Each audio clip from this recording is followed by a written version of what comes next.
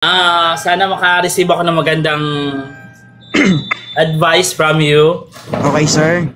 I'm Bench, 29 years old, turning 30 this coming December 1. Kasalukuyang nagtatrabaho dito as marketing manager. So, habang sasalaysay ko ba? Sige po, okay lang. Habang nagtatrabaho ako dito, may siyempre nag-hiring ako.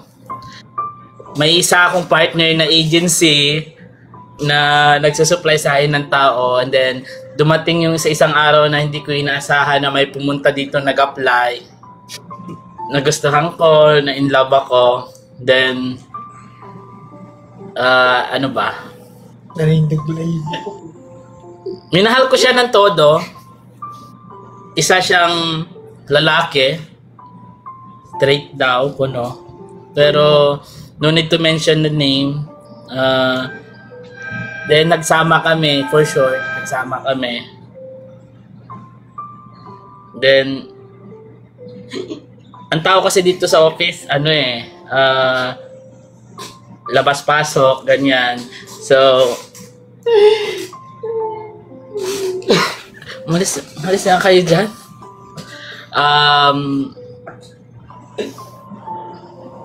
Nagtatrabaho siya dito sa office, tinraining ko hanggang sa dumating sa point na sabi niya nahirapan daw siya doon sa tintiran niya. So we find the ways na magsama kami. Then kasama to si Jonel. Saksi sa lahat ng sakit na naramdaman ko. Na tapos nagkaroon ako ng tao din dito sa office na isang babae na medyo maharot. So, from the start, alam niya naman na kami ni Boy. Okay. Pero, sabi nga niya, nung nagiinuman, nung wala ako, may mga bagay na meron siya na wala ako, na kaya niyang ibigay doon sa Boy. Kaya kung gustuhin niya, maagaw niya. Okay. So which is, naging successful siya doon. Tapos, itong si Boy nagkasakit. Bago kami nagkasakit siya kasi galing siya sa bar, kung saan saan. Then, umuwi siya sa bahay, nilagnat. At siyempre, ang lola mo, hindi matiis, mahal eh. So, ginawa akong lahat, 10 oras ng gabi, kung anong kailangan niya. Takbo ako dito, takbo doon. Minsan, nag-umutos ako kay Jonel, ganyan. Pero, yung time pala na yun, na nasa isip niya na after niya gumaling, iiwan niya na ako. Okay. Tapos, ano pangalan mo siya? Sir Beans, tama? Bench, B-N-J. Bench. Okay, Sir Bench. Hindi, una sa lahat, you are very blessed. Alam mo kung bakit? No need mo na siyang habulin. Inahabol ko pa rin siya until now. Mahal ko pa rin. Sir. Kasi tulad niya. Hindi, ganito kasi yung totoo. Bakit mo habulin yung taong hindi marunong magbigay ng halaga sa'yo?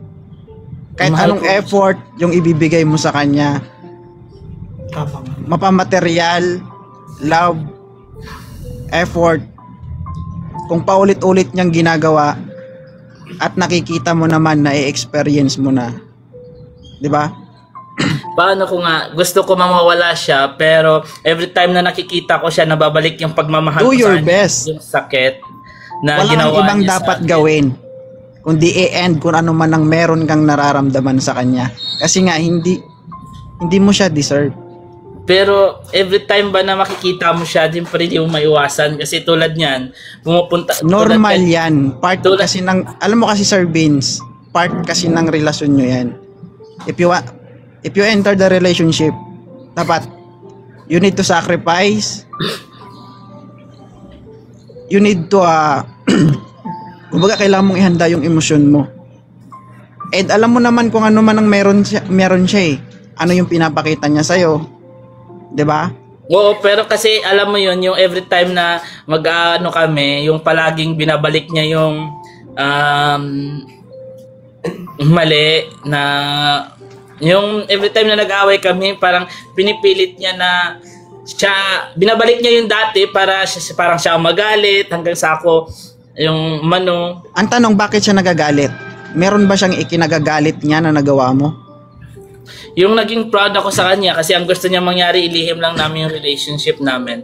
Which is, sa akin, sa mga tao ko dito sa office, naging open ako sa kanila. Wala kang mali. Wala kang mali. Siya yung may mali.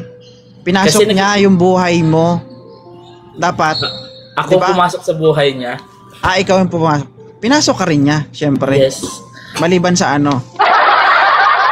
Okay? Okay, sir. To be honest, we respect dahil mahal ko siya. We're just looking about the companionship ng partner. Yung parang companion. Ayoko may... Hindi, okay lang. Ma'am sir, pagbigyan natin si sir, pakisamahan natin. Kasi para mailabas niya kung ano man ang sakit na meron siya. Hanap ko lang naman sa isang relasyon is companion. Kaya nga, kahit na nagsasama kami, nag-living kami, walang nangyari sa amin. Kasi respeto ang binibigay ko sa kanya kasi mahal ko siya. Tama nga naman. Sabi ko nga kanina, kay ma'am, Miss Option, tulad mo, tayo lahat, ako, hindi natin kailangang maniwala sa ibang tao. Wala kang ibang pagkakatiwalaan kundi sarili mo.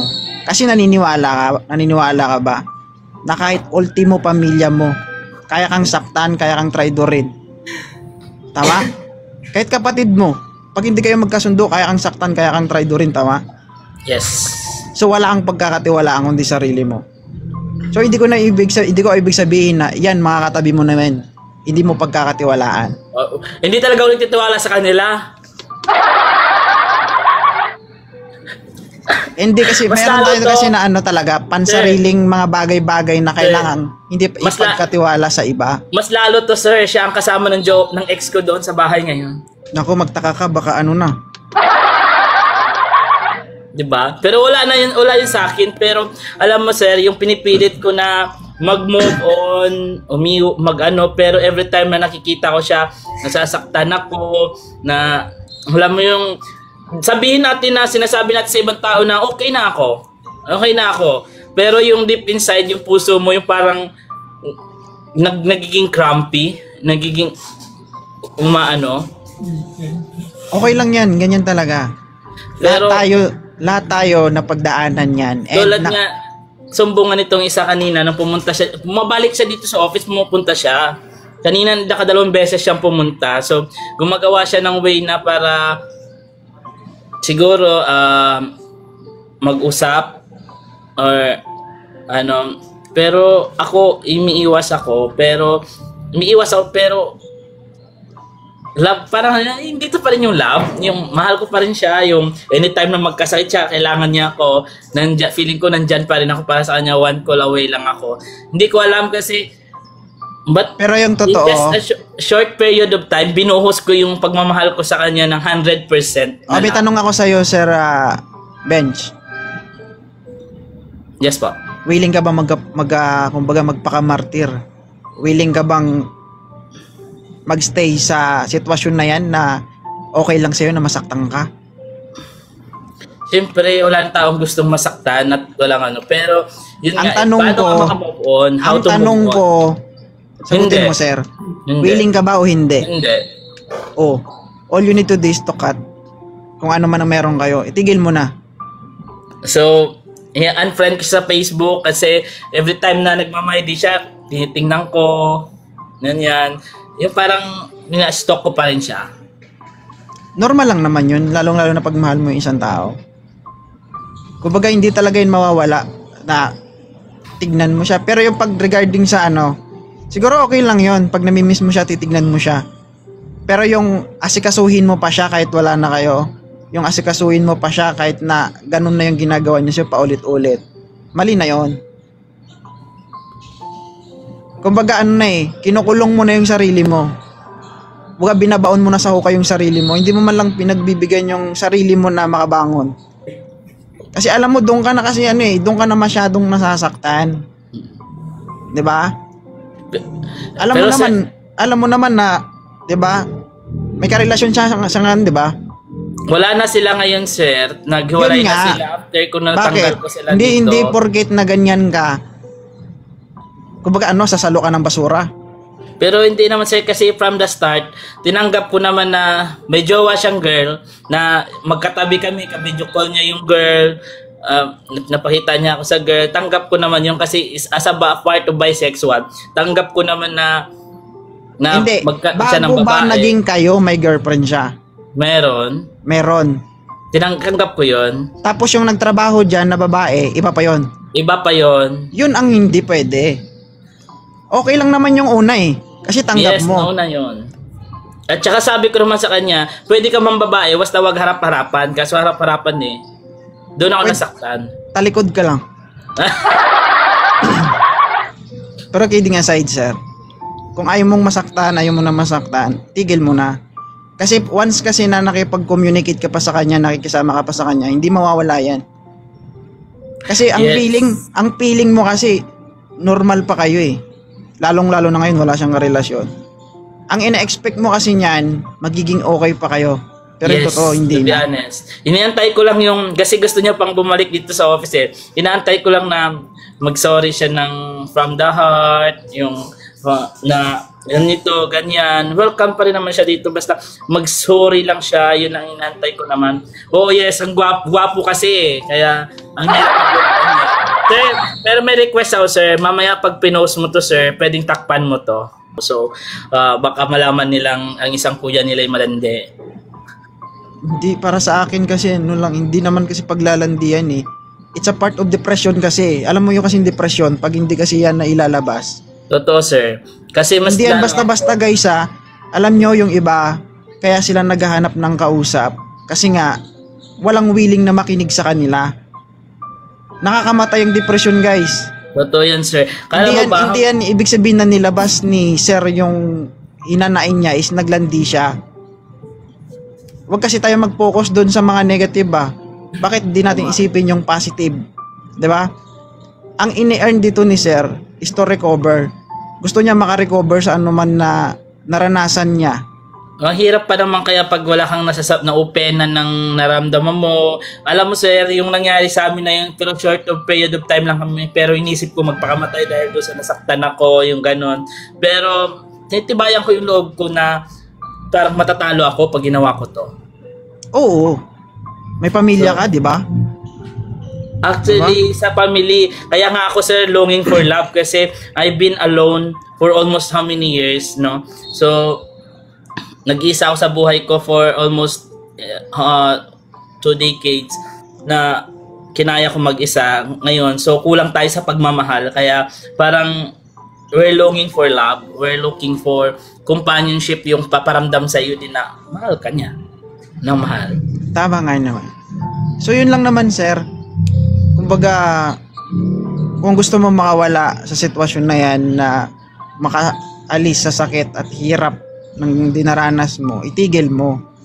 Kung pwede mo na siyang hindi makita, ikat nyo yung communication nyo. Sabi mo, wag mo na siya pumasok dito hanggat nakamove on. Hindi ako nakamove on. Tsaka Kasi, ano, anytime kasi, pumapasok pa rin siya dito sa office kahit na she's not welcome here. Bakit ako? ganito kasi yun sir, no? Nasa'yo kasi yung susi. Sa kanya yun. Kahit na gusto mo pa o nararamdaman mo na mahal mo pa siya, pag inimpart mo talaga sa sarili mo na ayaw mo na, gusto ko na mabago ulit kung ano man ang sitwasyon na meron ako, nasa'yo kasi yun, desisyon mo yun eh, 'di ba? Daily routine, disiplina sa sarili. Walang problema na makita mo siya kung sa totoo lang, basta alam mo yung ginagawa mo, alam mo yung mali tsaka hindi dapat mong gawin. Kasi most probably pag pumasok yun sa inyo, ini-entertain mo eh. Tama? No, sir. Deadma po ako. Deadma. Pero Pero yung... sabi mo lang sa akin na in case of emergency, nandyan ka para sa kanya. Yes, pag sinabi niya yun, hindi ko siguro siya matiis. Pero, yun nga, siguro kailangan ko i-cut din talaga lahat para at least maka-fully recover ako. Thank you for sir, thank you for the advice and everything. may gagawin lang ako kasi pupunta ako doon sa kabilang office. Tingnan ko kasi kung open kasi lilipat namin yung ibang gamit dito sa office. Sa kabilang, Sige sir, thank you so much Okay. sir.